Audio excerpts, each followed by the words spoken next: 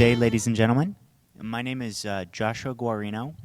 I'm a language interpreter for professionals here at the at our US Go Congress. Some of you may remember me from last year.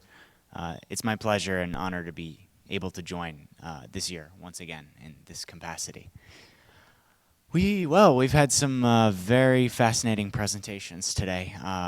Ming Ian presented about her life and what sort of dedication is necessary to fight for pro, shoulder to shoulder with countless adversaries.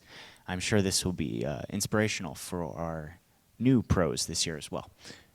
Peter has told us about life and Wei Qi in China back in the 1980s before the US truly had access to it.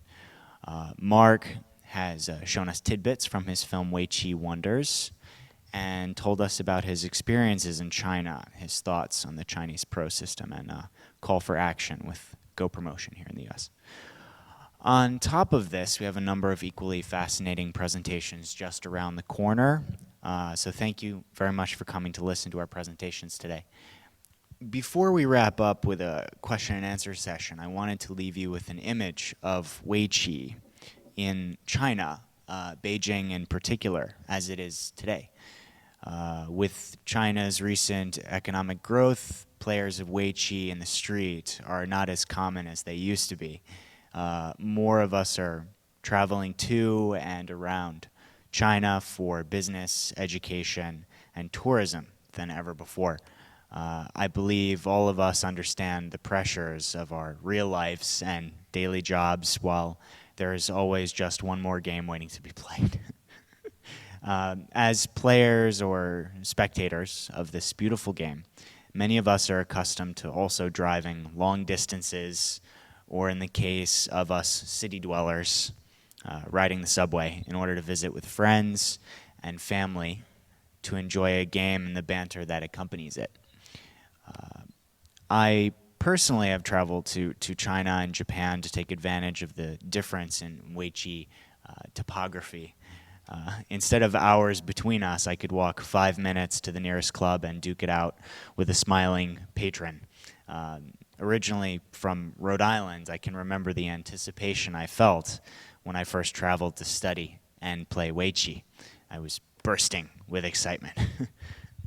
These days, we have so many opportunities to travel, explore the world, and enjoy Wei Qi. So the question often arises, if I go to Beijing to play Wei Qi now, will there be people on the streets beckoning me to a game? Do you have any recommended venues? Is there anything that I should know about?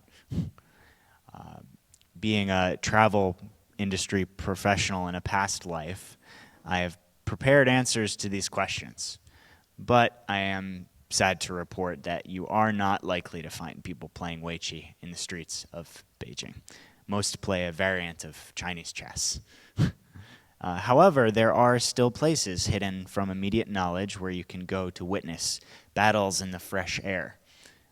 You can go to one of the city-maintained public parks of Beijing called Riten, or pronounced in Chinese, Riten Park.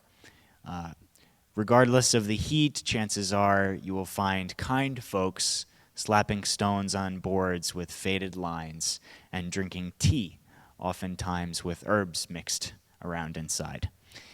If you happen to see the man who enjoys a bright red wolf fruit in his tea, tell him I sent you. As far as recommended venues, for an awe-inspiring experience, I recommend a visit to the Tianji Wei Qi Club. Slate and shellstones sit in every bowl, and many patrons are willing to test your strength. Photographs of late Fujisawa Shuko are carefully placed around the building, tribute to the master who spent so much of his time combining his strength with that of his Beijing counterparts for synergistic effect. Lastly, when you are traveling, when you're tired of traversing the Beijing subway system, which is an experience in itself, be sure to look up the Beijing Go Club that meets once or twice a week at various locations and is, for the most part, completely composed of expats living in Beijing. One such locale that they visit is called the Alley Cat Cafe. And this place gives those who miss their feline friends back home a chance to sip coffee, chat up some old friends, and slap stones while being watched by 10+ cats that lounge around the cafe. Somehow they know not to step on the boards or shed hair in your coffee. So these are just a few of the experiences that await the traveler in Beijing. For some of us, they represent a future dream. For others, they represent a fun story to tell to the world. On that note, I hope to hear your stories as well someday. I hope you have enjoyed all of our presentations. Thank you, and thank you very much.